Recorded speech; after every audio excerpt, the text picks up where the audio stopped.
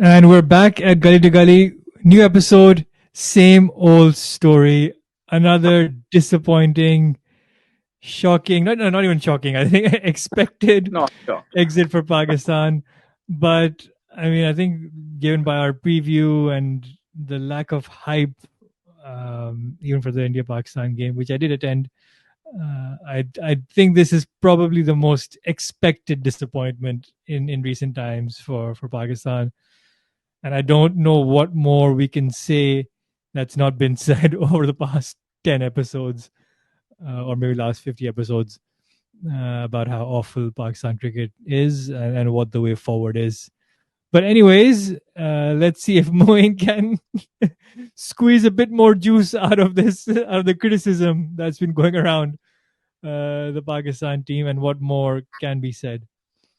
I have so much to say, but yet I don't have much to say, or not much new stuff to say. Well, you know, if we just maybe look, it's very tempting to take this opportunity and start bashing everything and everyone and everything that is in any way related to the Pakistan cricket team. But let's just drill it down to the India game, right? Like, obviously, yes, we lost horrifically to New Zealand, right? Um, but if we can just talk about India's game for a second, because I was reading a lot of press articles, a lot of pundits. That's the best thing coming out of Pakistan after this is all the all the shows where all the former cricketers have their views and all of them who've been part of the setup and have supported these players coming and all. But there's one comment that really struck me because it was so frequent, and that was nearly everybody was blaming the batting, right? And yes, okay, the batting was god awful, and we'll come on to that. But if somebody asked me, gun to my head, and said, why did we lose the game? Did we lose the game to India with the bat or with the ball? I would actually say with the ball. You would only say it's with the bat if our bowlers made a match out of it and India won by, let's say, only 4 wickets with like, 4 or 5 over or 3 overs to spare or something like that. And then you'll say, okay, in fairness, we were probably 20, 30 runs short. But the way we bowled and the way India played us, I don't think any sort of total would have been too much for India. Even if we scored 275, I will write it for you and say that India would have chased it down with overs to spare easily. Even if we got to 300, right? So there was absolutely zero penetration. So if somebody comes and asks us, or me at least, what's happened to Pakistan, I will just say one thing. The batting has been in decline, at least in limited overs cricket, since 2011. Okay, we've just had a brief interlude where Misbah held things together, albeit at a slow strike, at a low strike rate, and you had Shahid Afridi for his once every year heroics. But it was the bowling that used to bail us out quite often, right? With Saeed Ajmal and then Amir and then Junaid Khan and Muhammad Irfan. We always had bowlers that would mask our issues and frailties with the bat. But now even the bowling is so toothless. I mean, look, for one, it is the selection. I mean, it's insane that we played only one specialist spinner on a wicket where India fielded four and defended a modest score so comfortably, right? And when Rizwan was asked this question in the post-match presentation, he said, "Oh, there was no a chance of us having two spinners because we don't have any fast bowling all-rounders, so we have to play three fast bowlers. And then if we play two spinners, that means our batting ends at six." And in my head, I'm like, such is the culture of the Pakistan team that you've given immunity to three of your fast bowlers. You have told them that they will always be in the 11, right? No matter what. So what incentive I does just, Shaheen, Naseem, and Haris have of actually deserving their yeah. place in the team? I mean, your batting still stops at six, right? So Yeah, let's get and that it get that still over. stops at six. Let's be honest. If anything, with Shine it coming in at eight is probably negative anyway. But I mean, that's a story for another day. Like, yeah, I mean, the selection is what it is. And then look again. Okay, fine. There's a big difference in quality, right? But look at India. They played Shami and Pandya as the only two seamers, right? And Pandya was their second seamer, who we've been saying is probably not even a third seamer. Sometimes he's probably at his best when he's a fourth seamer. But he's come in and he did a very good job. And obviously the spinners came in and they took over. And India, yeah, they defended a very similar total to what Pakistan put up. Of course, with a much stronger bowling lineup. But I mean, with New Zealand bowled pretty well, right? Okay, India kind of fought their way back, and Pandya played a good innings, and Iyer played well. But the early overs where New Zealand troubled the Indian batters, Kohli, Sharma, Gill, and similarly, New Zealand got off to a slower start. It was by length bowling, right? Just getting to the slight technicalities of it. And Mr. Shaheen Afridi, who bowled one good ball, got Sharma out. Fine, we got his one magic ball in 1,000, and then tried to do it every other ball, and Gill was just waiting for it, ready to smash You it out of could the see the park. open stance also. It's like you're just inviting it. I mean, I just don't get it. Like, how much nonsense or well, like cricketing sense do these guys have or don't have? It's it's a slow pitch. It's not going to swing that much, and this is not 2021 Dubai. I mean, that was a once in a blue moon situation. It's not going to swing. You have to bowl length. It's a slow pitch. Sharma is going to come at you hard, and you try and bowl that magic ball and get smashed all over the place. I mean, in a game where you're defending at 240, which is like less than five. Shaheen went for 70 something in 8 overs, like Yeah. ridiculous. I mean, And that would have been fine if he picked up 4 wickets, yeah, but he didn't, exactly, right? exactly. And I think we've said this so many times, the search for this magic delivery. But what has stumped me is, yeah, okay, fine. He may have, like, as any youngster, he may have had this urge, but surely he would have learned by now. The number of times he's been tonked just searching for the magic ball and not having any backup plan is ridiculous. He has no outswinger. He doesn't have any leg cutters, off cutters. He doesn't really use a slow ball bouncer that to good effect. So it makes me wonder what he is beyond the first 6 balls of his spell, where he will get a bit of swing. And even then, he wastes, even if he gets a helpful surface, he doesn't make use of that surface, right? I mean, if somebody played the video of 2021 to him, he must remember that actually his magic ball was not the ball that got Rohit Sharma LBW. It's the ball that got KL Rahul bowled. Watch that ball. It is off a length, right? It lets the pitch come into the equation and the ball moves off the surface, right? You bring a helpful surface into the equation by bowling a length delivery. Watch that. That's the magic ball, not the Shaheen Afridi in swinging Yorker that got Rohit Sharma. It's actually KL Rahul, right? So if you really are fixated on this one match, which, by the way, hate to break it to everybody who supports Pakistan, was close to 4 years ago, um, it's he's focusing on the wrong delivery.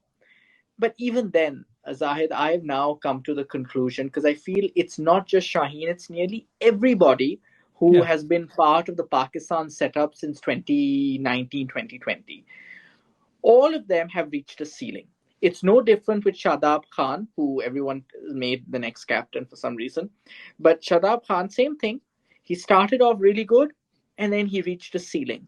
Babar Azam started off really good, reached a ceiling. Shaheen Afridi, Naseem Shah, Mohammad Rizwan, Haris Rauf, every single one of them. And that just points to one thing, and that is an inability to evolve and adapt your game. In today's modern world, where you have footage of every ball you've ever played, the opposition will find out your weakness before you even know about it. I was reading an yeah, article where I think Aksar Patel mentioned that they had studied that Imamul Haq, when he's struggling for runs, he will come out of his crease yeah, and dab a ball to mid on and take a tight single. That's his way to just get off strike and release a bit of pressure. Aksar Patel was waiting for that. So as soon as he saw Imamul Haq come out of his crease, Aksar Patel knew he was in business, and they practiced for that direct hit. And this is a player, Zahid, that wasn't even part of Pakistan's squad until 2 days before the match, and yet so much preparation was done in the last 24 hours. I bet Imamul Haq doesn't even know he does this, right? yeah. But if you don't adapt your game, you are going to fall behind. Right now, people ask, "Oh, how come Babar Azam, Rizwan hit such good shots straight to the field, and now when previously they hit gaps?" And commentators were like, "Oh, a bit unlucky." I'm like, "No, it's not unlucky. If you actually roll back the footage and compare field placings and the line of bowling in 2021, when these guys were pretty new on the circuit, to now, you will see a change.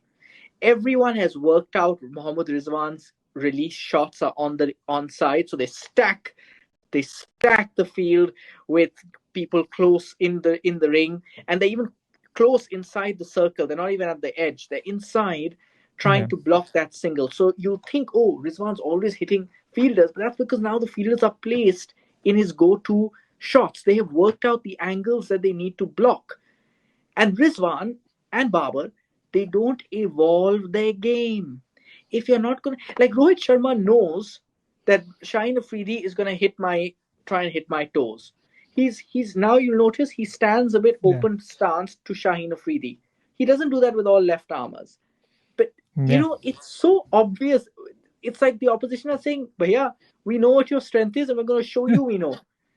And even then, हम Dito की तरह, we like we just do that one thing. But you will never ever. So that's why, and we're gonna. I'm sure after we analyze it, we'll say what next for Pakistan. But so I won't go into that yet. But the point I'm making is you haven't evolved your game. Rizwan's offside play is non-existent. He still plays with hard hands. He still has his one shot he wants to sneak a single off, which is just dab it towards mid-wicket. And Babar Azam, we've known, I mean, he, like, literally he has these pretty cover drives, but yet when it comes to rotating strike, non-existent. There's no point doing dot dot dot four dot dot, right? Or dot dot four dot dot four. I mean, come on, come on. And look at Virat Kohli, exceptional innings despite never looking fully in form. Without, before you knew it, he was at 50, and that's because he, Yeah. he and Joe Root rotate strike like crazy, you know. And Babar Azam, with his mid-wicket hoik, like, it's so now well documented. And that's why the results aren't coming. It's not rocket science. It's not as if Babar Azam is doing anything wrong. It's because Babar Azam hasn't fixed his issues, and the opposition have caught on to them, right? So, unfortunately, Pakistan has now reached a bit of a ceiling with these players. There is no incentive to adapt, no incentive to evolve. And quite honestly, I have a lot of respect for Aruj, Mumtaz, and a few others, right? Uh, but I don't like it when people say, oh, Pakistan didn't have intent. It's just a question of intent. Please, it's a question of quality, okay, not intent. If they had the quality, they would have shown the intent with the bat. But there is no quality, right? There's no quality to work the ball for single ones and twos and, work the angles. No quality to hit sixes or even boundaries at regular intervals. So, look, South Shakil, Rizwan, they're not idiots. They know that they need to stroke, but they know that they can't do it. Right? It's quality. I don't know why people are so scared to say it. It is quality, right? Not talent. Okay, I appreciate Pakistan is 200 million people, so I'm sure somewhere there we will have unreal talent. But really, when it comes to cricket, it's not a numbers game. Look at New Zealand. I mean, look at that population. It's like talent means very little if you're not going to cultivate it and you're Yeah. not going to actually enable players to develop their game. And the players don't have their own incentive of doing so. India will always beat us because look at how much they've had to beat internally within their whole infrastructure to Yeah. even get into India's 11. Even India's B team is better than Pakistan. Like, that's the difference. I mean, look We at are the people that relying. are not in the squad, right? It's insane. And I mean, you talk about the 2021 game. I think the other player that's evolved so much from that is Varun Chakravarti, right, who played in that game, and you would have thought his career is over, and he's come back, evolved as a completely new. But I was surprised he didn't play against Pakistan because he would have run through Pakistan's batting. Kuldeep Yadav, similarly, how after 2019 he had a bit of Agreed. a drop in Completely. form. He's evolved himself. He's changed his. I was seeing a piece about how his speeds are a lot quicker. His variations in terms of not his wrist movement, but his speeds are a lot quicker. So he's worked on that, and he's come back, much improved. I mean, Pakistan, they have issues against wrist spin, especially left arm wrist spin. But Kuldeep Yadav is a completely different kettle of fish. So these players have come and they've obviously you talk about Rohit Sharma now. He has evolved his game and become this Sharma 2.0 where he goes bang bang from ball one. But they have all evolved their game so much, and these guys, they just, I don't know whether there's no incentive for them to do it or they just feel like this is it. Yeah, it's really disappointing in a way to see that like you said, they've hit a ceiling. Whether I don't, yes, it's a case of quality and skill, but it's also a case, it's also putting that effort in to evolve your game. Someone like Will Young in New Zealand, right? He was probably not your number one choice, at least in the white ball format, but he's come in, he's played a couple of good innings, and he's keeping now Devon Conway out of the team, right? So there's always that quality or that I don't know, hunger to make yourself better. I just don't feel that these guys have it. Even whenever you look at their interviews and their press conferences, they never talk about improving themselves. They're always like, "Oh yeah, this is what happened. We've done this in the past. We got to the final in 2022 through some random Kudrat ka Nizam thing," but they never have this acceptance that they're not good enough. And I think that needs to come. And to be honest, the only way that is going to come now is if these guys just don't play. We should drop I them all, agree. I agree. because there's no other way to make them realize that if you keep picking the same team, yes, on paper, we thought, oh, Shaheen, Naseem Harris. I mean, it's on on paper, again, just because of their so-called reputation.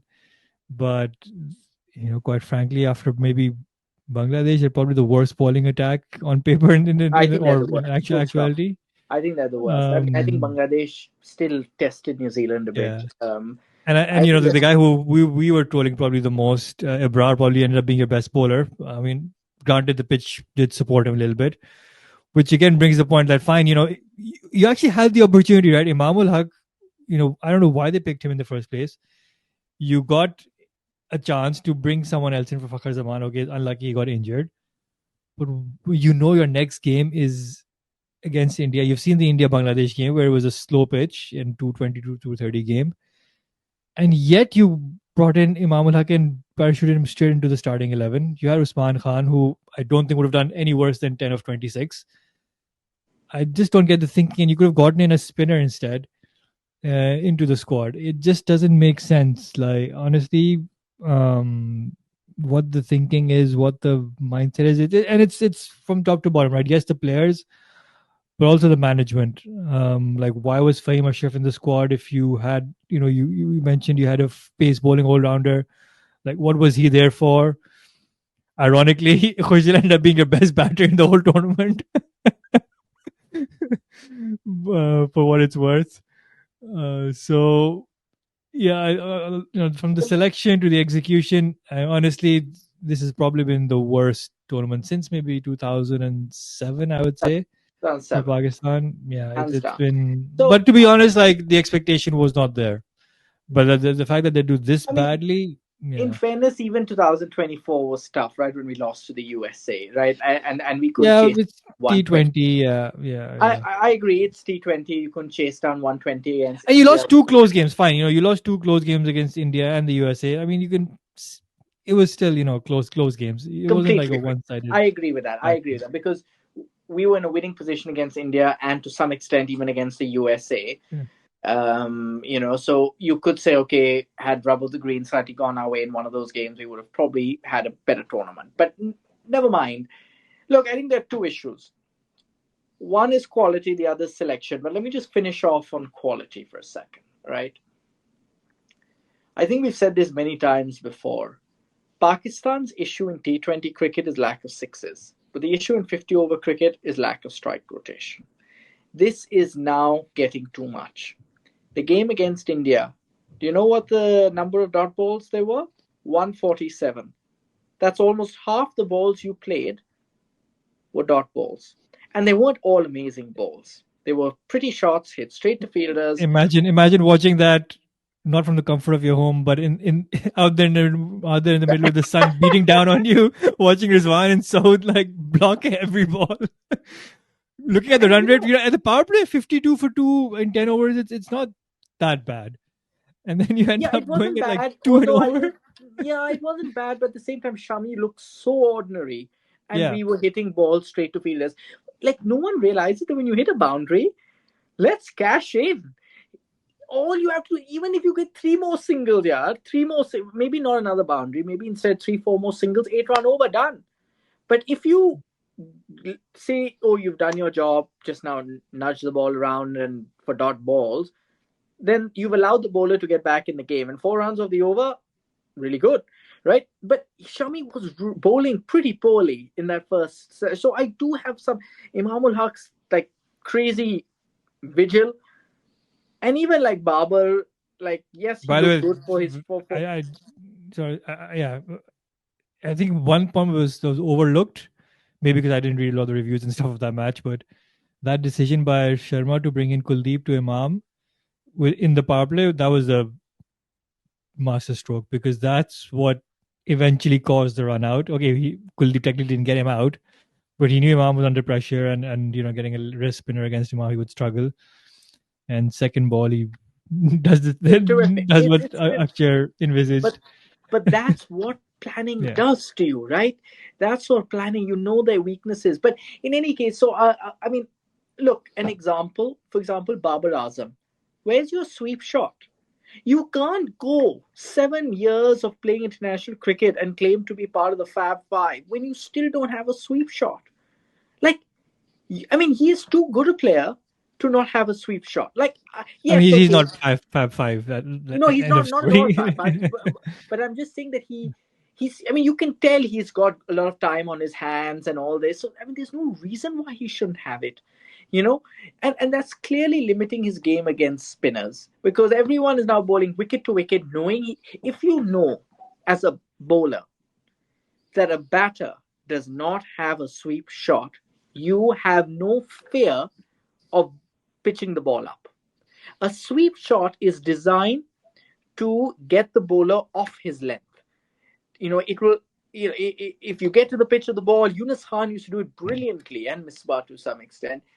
And when you do that, the bowler suddenly thinks, you know what? Oh, I need to, drag the ball back. And when you drag the ball back, it ends up sitting up, and it becomes a bit of a long hop. You have to get any bowler, but in this case spinners, off their preferred length. If you don't have that, and I know you're going to play with a front vertical bat every time, I'm just going to bowl full and hope for the ball to grip, right? And that's what happens. Anyways, too technical.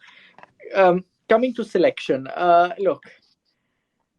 Just on that point, by the way, Virat Kohli also doesn't play the sweep very often, but anyways, he is a million times Yeah, yeah, but, better. but he will play it every so often. I have seen him play the sweep shot. Yeah, yes, he does Yeah, use it, but he uses his feet way more. yeah. Babar Azam is just stuck to the crease. Anyways, I mean, I Yeah, no, don't no, know what I was no comparing. comparison, no No comparison. But I comparison. know No. somebody in some smart guy in the comments will say, or girl in the comments might say, "Oh yeah, but Virat Kohli also doesn't sweep." But anyways, Anyway, now selection, right? So I like, look, okay, I'd love to be a fly in the wall, okay, to understand a lot of things.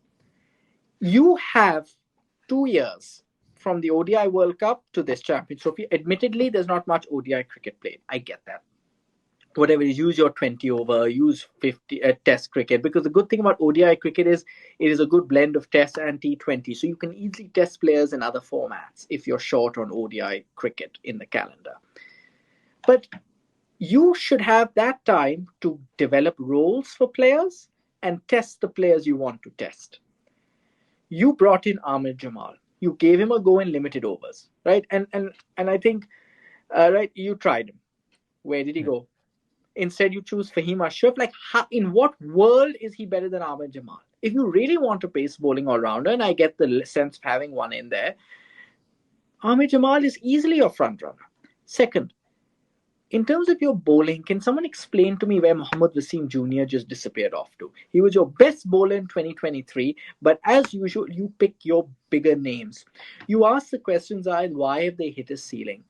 This comes down to the importance of bench strength. Some people argue that bench strength's not so important. As long as you have an amazing 11, it doesn't matter, right? It doesn't matter what, if you have an amazing 11, that's fine, as long as they don't get injured. But it does matter, because when you have bench strength, it ensures that the players in your starting 11 are on their feet at all times, knowing that there is a great crop of talent behind you that is fighting for your place in the team. Shaheen, Haris, and Naseem have none of that pressure. Zero. Zilch. Yeah? Nothing. Shaheen Afridi knows he's a shoo-in. When I've been saying time and again, what is Mir Hamza doing?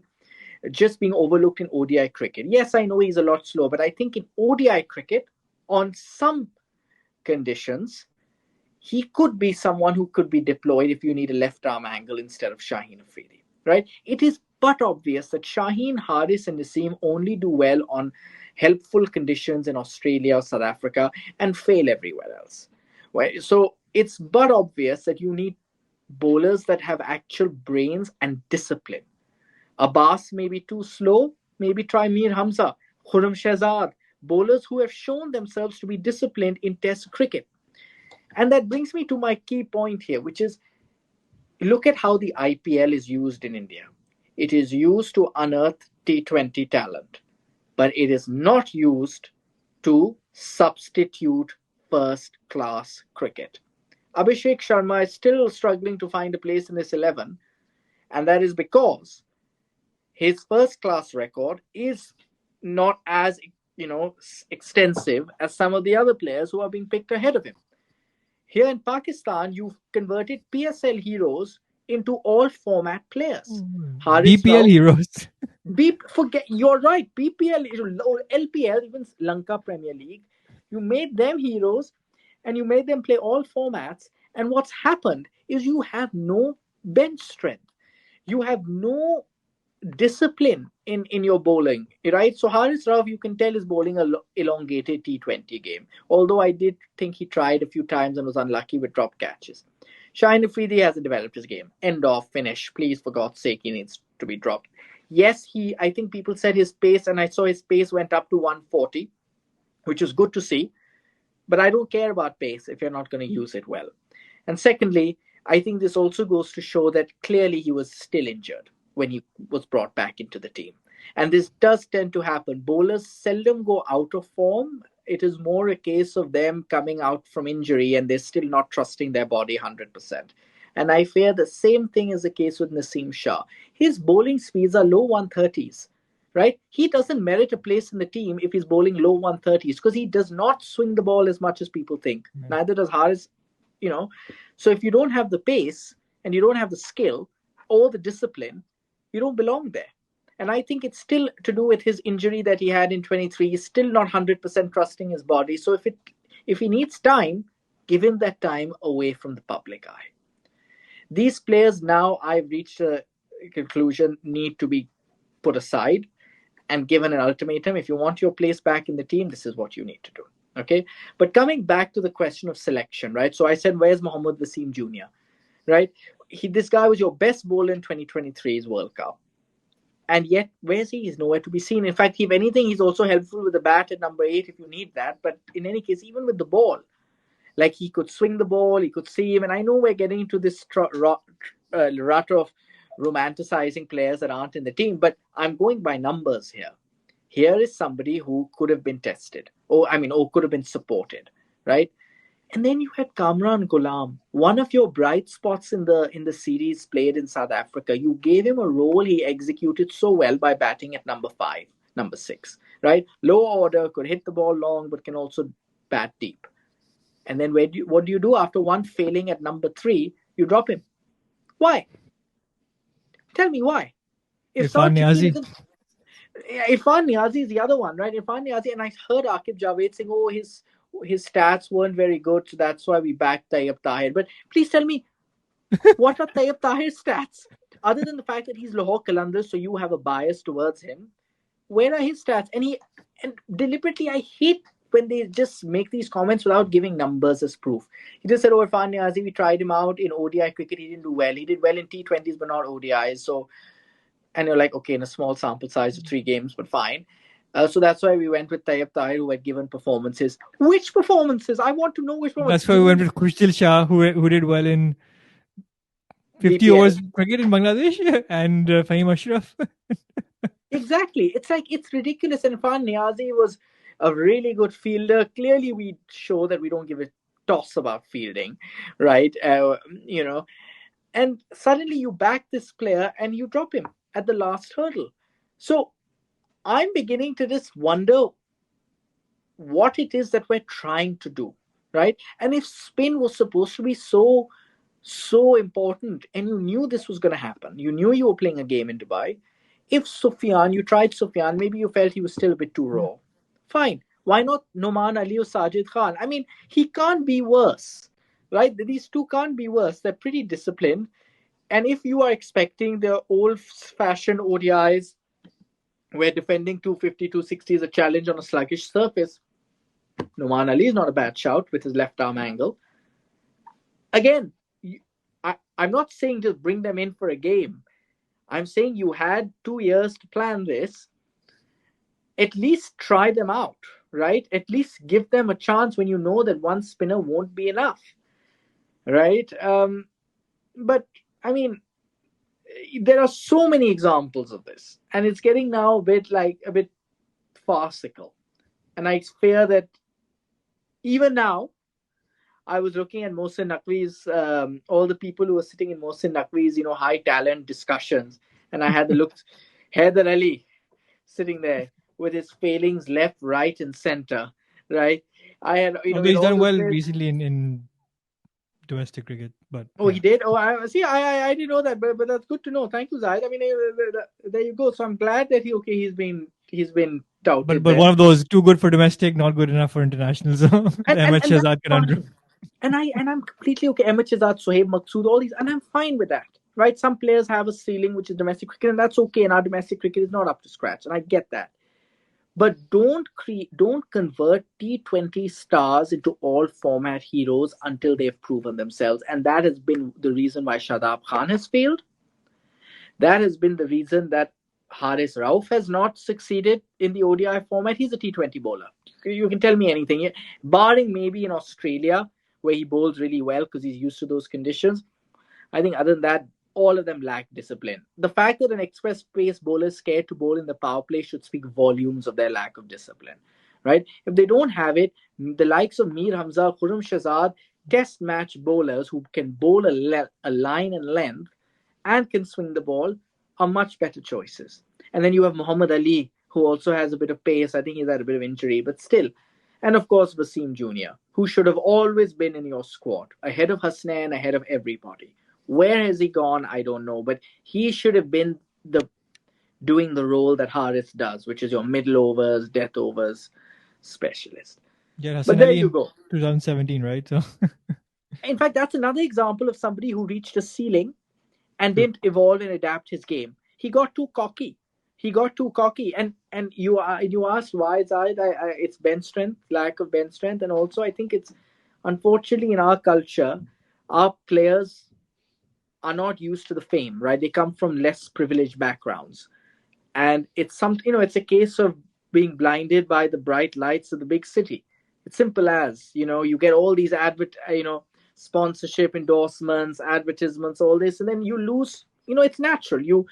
If you're not used to that and you're not groomed into handling that sudden fame, you and being disciplined enough to use whatever time is left practicing, then it's obviously going to affect your game because you're not practicing as much. You have less time, right? You have all these other commitments, and if you're not disciplined, you're never going to make it. And this has happened so many times to so many great players of the past in Pakistan, or potentially great players. But look, I mean, there's nothing more that we can say that we have not said already. This lack of quality, I'd say it's 80% lack of quality, 20% lack of intent. The reason I say 20% is because there is something to be said about the psychology of sport.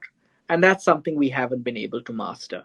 We've tried all these sports psychologists, but what people don't understand is just choosing a sports psychologist for an ICC tournament and giving them like a week before the tournament starts is not going to help. These players can't absorb pressure, and more importantly, they can't make good decisions under pressure. Rizwan's shot and Saud Shakil's shot were the best examples of the worst kind of judgment you could have ever imagined, especially After you've Saud been Shakil. dropped, after you've been both been dropped. Exactly. No, Rizwan was dropped twice. Wait, was Rizwan dropped twice? No, Rizwan was dropped once. Saud Shakil was dropped once. And as Yeah. usual, Pakistan never make the most of drops. Whenever we drop another batter like Kohli, he'll make 100. But never do we ever make the most of it. When you've been dropped, Rizwan just randomly went out of his crease when he wasn't picking Axar Patel. In fairness, Axar Patel bowled well. He saw him come out. Yeah. And Saud Shakil was even worse when you've seen Rizwan has got out, and you know that now you have to bat deep because both the partnership had consumed so many deliveries, and it's tough for new batters to settle in, supposedly, and to allow Salman Agha to get in the game. Poor guy then had to reset the whole innings. You know better than to hit a half-hearted shot in the air where you have a fielder stationed at that very place. He barely had to move. How is that smart cricket? But what that is not just bad shot selection, it's an inability to make good judgment calls under pressure. The pressure got the better of him. That's all it is. He would not have made that decision if you were playing a domestic game against some B team. Like, it won't have happened. It's just the pressure of the situation. I've almost come to the conclusion that Pakistan and India should stop being in the same group. There was a time when that didn't happen, when there was a lot of bilateral cricket between the two, because the pressure that it puts on Pakistan is ridiculous. And also, I think it does now. Looking at it, it does imbalance the other group a lot more, because that group on the other side was literally the group of death, right? Because you It had was. Afghanistan. It Had was it because not been for rain, I mean, it would have been a much closer group than what I actually became. Afghanistan, England, okay, they had a bad tournament. Australia, South Africa. I mean, whereas yeah, this group was pretty much straightforward. it becomes straightforward because India's going to beat Pakistan, Yeah. right? So and sorry to say it, but did you see how Tayyip Tahir was sitting in the dugout before he came out to bat? He looked as if he was about to sit some exams that he did not study for. Like, he suddenly found out he forgot the exam date and he had to go in and he had no idea what to expect. He was literally so scared. And when I looked at it, I was like, this guy is not going to make it. Like, he's just not going to. He looked clueless. I don't know what he was doing. But in terms of ways forward, right? So in terms of ways forward. Now, I am torn because the one player I think we should be backing and has shown tremendous talent and judgment and an ability to think under pressure is Salman Agha. And I'm not saying that because he can rotate strike better than the others, which, by the way, he can. The minute he came, suddenly the pitch became or looked a lot easier to bat on. Yeah. I know he didn't stay for very long, and poor guy was in a very tough situation because the people before him had consumed so many deliveries, but I think he went and almost run a ball, and it suddenly seemed as if it was a much easier wicket. So, but the one thing I liked the most about him was the way he won the game in that first ODI against South Africa. That's something that Babar hasn't been able to do since his New Zealand 2019 innings, right? So I like him a lot. And I think one should consider him to be a number 4 batter for Pakistan and someone who the team should revolve around. But at the same time, I'm hesitant about making him a captain and having the same issue that happened with Babar happen with him. Having said that, I also think Babar and Rizwan should be dropped. Right? I also think Shaheen, Naseem, Haris should all be dropped. They've had enough chances. So that maybe means that Salman Agha just needs to captain because there's nobody else. And we just hope that, given he's not the youngest player around, it will, he will have a head on his shoulder. And I think he's probably been your better player, but he's still not the backbone of the team, right? So he doesn't seem like the one who'd probably crumble under pressure. Although he didn't. I think he was T20 captain for the Zimbabwe series, I think, and that was a bit questionable. But for ODIs, I definitely think that it should be him. You talk about the way forward. I mean, there's maybe a bit of step backward. You have to see what happens to Fakhar Zaman's fitness and Saim Ayub. I think you need those two at the top of the order. 100%. By the way, back to the selection point, I don't know which genius decided to make Babar Azam an opener, by the way. Oh my God, why Yeah. haven't we talked about this? Oh my Why God. haven't we talked about this, Zaid? It is so bizarre, right? And the fact that after like 4 games, you still kept hanging on to that was insane. So I mean, I don't know. Yeah, anyways, yeah. And there was such an easy solution to have fit in all the players in their natural roles. If only Rizwan had decided to, if you had to make a sacrifice, again, back to selection, you going into a tournament with one specialist opener who then gets injured and one specialist spinner. Anyways, if Rizwan had, sacrificed himself to open, then that would have opened the door for everybody else to kind of fit into their natural positions, South exactly. Shakil or Ghulam in the Yeah. middle order. And But Karman anyways, Ghulam, exactly. Yeah. yeah, And but South but Shakil, the best player of spin, can come in at number 4. yeah, but yeah, I mean, it was ridiculous. That's all we can say. But again, on the way forward, look, I think you need Sam and Fakhar. I think that's kind of going to be your, you have to give them a go. Looking forward to 2027. Maybe Fakhar can make it till then. If not, you need to find somebody else from from the reserves. I don't know if it's Herrera or Sibula or someone else. You'll have to find somebody else from the circuit. Look, yeah, Karman Ghulam. The problem is at 3, right? You've got Babar Azam, who's for the New Zealand series. I would definitely not pick him. Pick Kamran Ghulam or Saud Shakil or somebody else. I'm sure they can find a way to Who's fit it? for Babar. Oh yeah. Um, So for me, it's neither. and It's not South Shakil.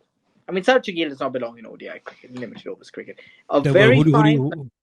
accomplished player. So hear me out, okay? Yeah, I think Pakistan need to just give up on this idea of having multiple anchors in the team, because if anchors aren't good rotators of strike, they burden the team. And I don't think South Shakil is a good enough rotator of strike. And I feel he puts himself under a lot of pressure to score quickly, which is not his natural game, and that even prevents him from even batting normally, where his no. game could actually be good enough for maybe not run a ball, but at least close to a run ball. I just don't like he's had failings left, right, and center. Even though I was a big fan of South Shakil, and I still am in red ball cricket, he's a quality player in red ball cricket.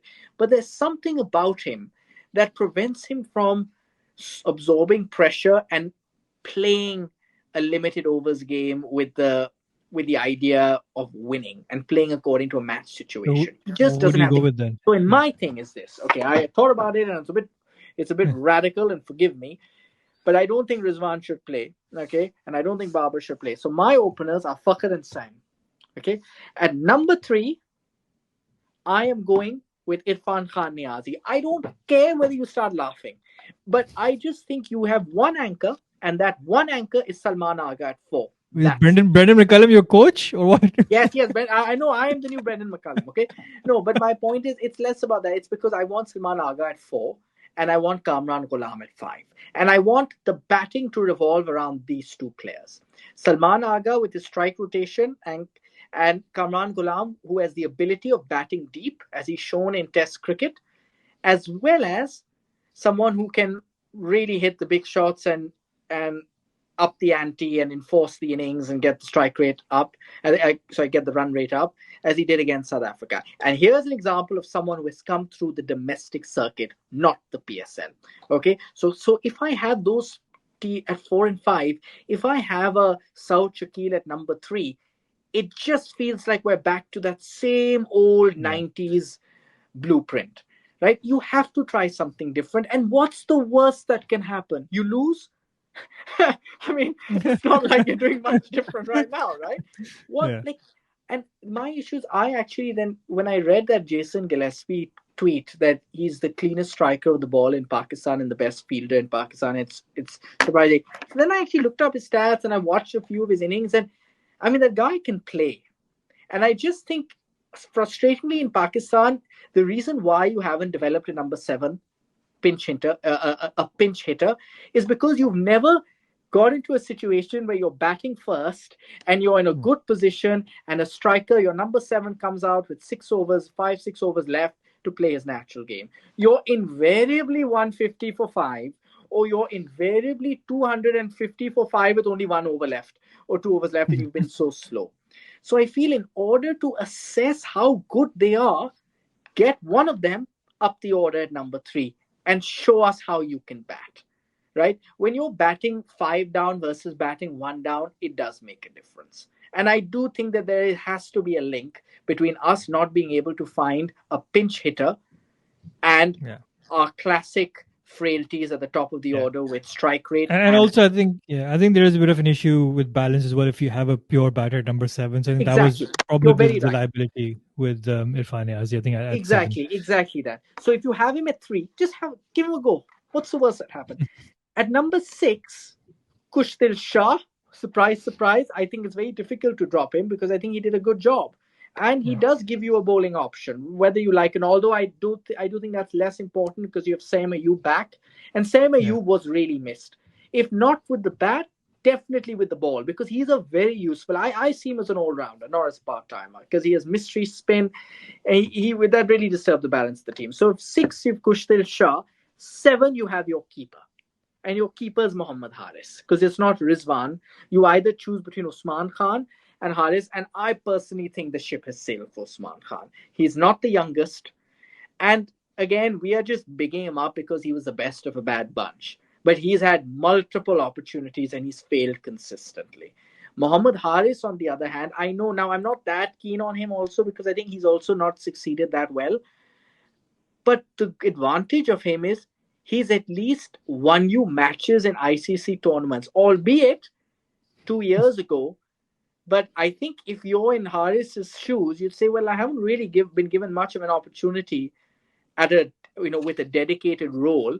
They tried him out opening, they tried him out middle order, tried low order. Give him a role and give him a run. You know. Yeah. And in fairness to him, he's also captained Pakistan A pretty well. Although I don't think he's a captain in this team. Could be vice captain, I don't know. But if he first needs to establish him. And he's your hitter at number 7. Because number 7, you're right. He needs to be either an all-rounder or a Yeah. wicket-keeper batsman.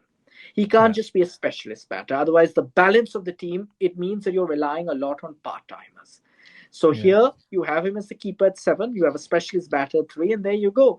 And then your bowlers, this is a bit of a difficult one because there are multiple ways you could go. I think Mohammad Wasim at number 8 gives you a bit of more batting depth and also very fine. So he is your Haris Rauf. And you need to think of your opening bowlers. And I think we need to start thinking of Mir Hamza as a left arm option. And I think it's Muhammad Ali who everyone was talking about, who Yeah. has a bit of pace. It did have These are pace, your but he's three with a yeah. He's not fast, exact. but he did well in the PSL. He did well at he's played a couple of test matches, first class career as well. So he's decent, but he's not like fast. So it's between him or Khurim Shahzad, but I Yeah. suppose you go with Muhammad Ali. I don't know. There's no right answer to that. And then 11 is Abrar. My only point here is obviously, look, do I think Naseem Shah of the 3 has potential if he gets his pace back up post his injury? Potentially. But you Yeah. need to give him that time. Do you remember the time when his pace in his initial run in international cricket dropped from 145 to like 120s? Do you remember in Yeah. COVID, during COVID time, and then they had to drop him for a couple of years before bringing him back? He may need. I still think he's carrying. I think now again he's carrying that similar injury. So Yeah. for me, I think he's someone who could make a comeback in the team. Shaheen Afridi, Haris Rauf. I mean, like. We need to set the bar very high for them Yeah. to come back in. No, I think it's a very strong team. I mean, I would maybe they find a place for Amir Jamal depending on the conditions. True. But we can, yeah. But I think overall, it's pretty. Yeah, it's pretty decent. I'm still not fully sold on their Niazi at 3, but if you want to play someone, then it has to be there. Also to get the balance of the team correct. But yeah, my actually bigger worry is also Fakhar Zaman because I don't think his fitness levels are up there, and it was quite he's quite exposed. So I think that's the other problem Pakistan might have, but that's maybe a problem for another day. Whether maybe they have to bring in someone else. But I think we both agree, though, Yeah, that gone are the days where we just bring back discarded players. yeah. So anyone No, who's no, still no. talking about Shadab Khan, I'm sorry, man. Like, yes, I know Mike. Was it Mike Hessen who said, "Oh, if Shadab Yeah, Khan's on your top 15 white ball cricketers in the country, then I'm clearly doing something wrong with my profession." And I'm like, okay, great, thank you for saying that, but numbers are numbers. Shadab yeah, Khan's numbers. I mean, I don't. He may have a lot of potential, mm, and he certainly did at one point, but he really needs to develop his game as an all-rounder. yeah. If he is hell-bent on playing as number four, as he said in an interview, as a number four batter in the team, he's not going to find a place in the team. Just No way. I mean, yeah, that was ridiculous. I mean, how can you even say that? I want to and bat at Salman number Butt 4. actually shut him out. He's like, "Oh, I think Yeah. you need to focus on being an all-rounder." So shut up. Yeah, of all people, Salman Bhat shut him up. But I think the other point is, yes, I think it's a, I mean, on paper it's a good 11, and I think at least give them a go. Still, obviously, no match for the other superpowers out there. But also, they need to take the likes of Sufyan Mukim, Arafat bin Haas, Qasim Akram. I think these are the spinning. Correct. But Because you may have run into a situation where you drop Kushtil Shah and yeah, you have Ahmed Jamal slot in at seven, Haris at six. Now, Ahmed Jamal does need to develop his batting a yeah, bit more. Having said that, he's done pretty well better than pretty yeah. much at least. I mean, if you look at South Um, Africa, right? Marco Jansen bats at 7, who sometimes people say is not a, he's probably a better number 8. But anyways, yeah, but in fairness, I think South Africa's weakness is the fact that their batting is a bit yeah, light because Klaas and Miller are a bit hit and miss the way they play. So, but anyways, Ahmed Jamal at seven, and then you can have a Sufyan and a Brar as spinners, right? These are options that you can consider.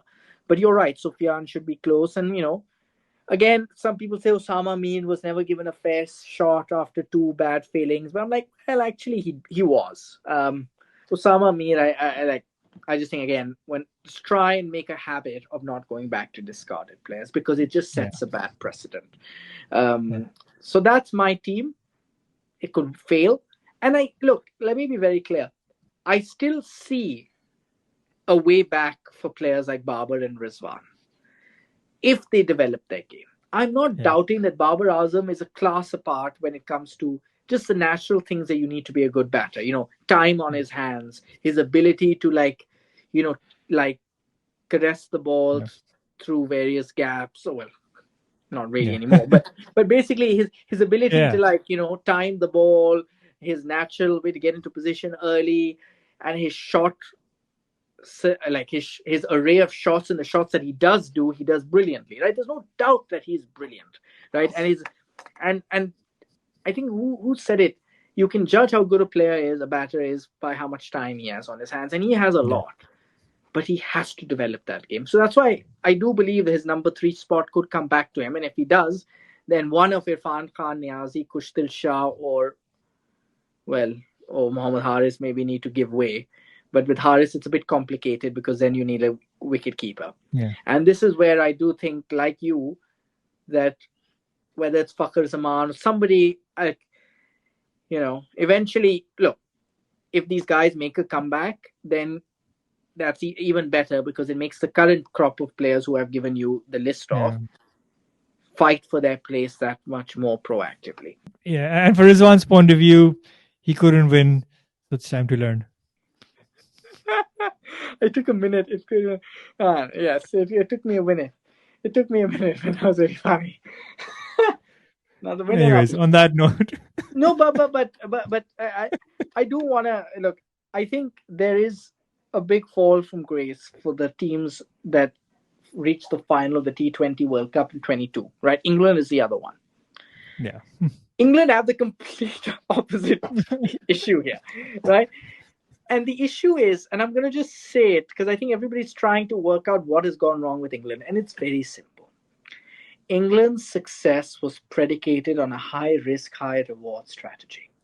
And it yeah, was a strategy that was only successful because you had a team that was a once in a generation team of superbly talented players, batters, who were all in their prime at the same time. It's very rare that that happens.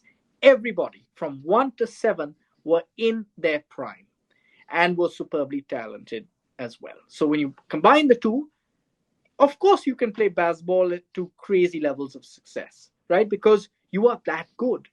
But it's inevitable that when those players go past their prime, which is natural, then this high risk strategy starts getting exposed, right? And this is where I think Nasser Hussain said it so well. It's about being smarter rather than faster, right?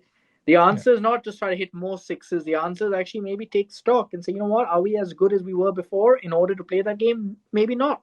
Maybe we have limitations, but if we play within our limitations and adapt our game, we can still be the best in the world, right? We can still, if we don't score at 7 runs and over, but instead at 6 runs and over, like other teams, we'll still succeed, And that's the problem. But there is so much arrogance in that baseball way that they think that by adapting their strategy, they're accepting defeat, they're surrendering. Because this whole debate of baseball versus conventional cricket, Yeah. they'll think that it's a way of surrendering because they've taken it as a crusade upon themselves to save international cricket and make it more entertaining. It's literally like a crusade that they've taken on. And your main job is not to save international cricket, it's to win. Simple. Like, it's to win. And that's not happening. Yeah. And I don't see it happening until they realize that you're not going to win at that strategy unless you have a once in a generation team, which, as I say, is once in a generation, and it's happened, right? It's not going to happen every day. Um, it's the same. It's actually not too dissimilar to Pakistan, where we're hoping for Wasim Akram to start appearing on one of the streets in Karachi. Right? We got so lucky with that team of the 90s that we thought that, the talent will just fulfill itself. Yeah. Like, it'll just keep coming through. It'll just keep coming through. We don't need to do much to cultivate it. It'll come through. No. Again, that was once in a lifetime talents that we luckily got all in a similar time frame and still underachieved so much. But again, that is a high risk strategy, similar to England. Yeah. And it's just not going to work. And annoyingly, by going for this baseball approach, when you go in such an extreme, it really does impact on the quality of your next generation of players, because this great fixation on strike rates has limited their ability to actually play smart cricket, right? So when you go into such an extreme, it can have a detrimental impact on the long-term sustainability of your batting technique. And you can see it. Like, players have no incentive in first class cricket in England of actually having sound technique, because they think the only way to get into the team is by hitting big sixes and big fours, and no temperament. And when you do that, you are setting a bad precedent, right? And it's one that will expose you going forward when you have a more normal crop of talent. Yeah. No, I think, and part of the issue also is also their bowling, right? I think the bowling was significantly weaker than it's been in the past. I mean, the fact is they scored 300 odd in 2 games, right, and still lost both of them. So part of the blame also goes, has to be 100%. with the bowling. But for them, yes, it's strange, right? I mean, even if this team were to show up in the next ICC event, I would still put them in as among the favorites, maybe with one or two changes with the bowling. But on paper, especially the batting with Joe, the way he played actually in this tournament, I still think they can come back and do a lot better. So for them, yes, there's some fine tuning required, and as you say, at the right time, at the right place, if it comes together, it's brilliant, and they might win. Win another tournament. With Pakistan, I think it's a lot more Challenge, fundamental. So it's probably going to be a longer transition. for sure. But having said that, I think, obviously Champions Trophy is alive and well, and you've got the same four semi-finalists that were in the World ODI World Cup. So if anything, that goes to show that you've got clearly a tier one and tier two of international cricket.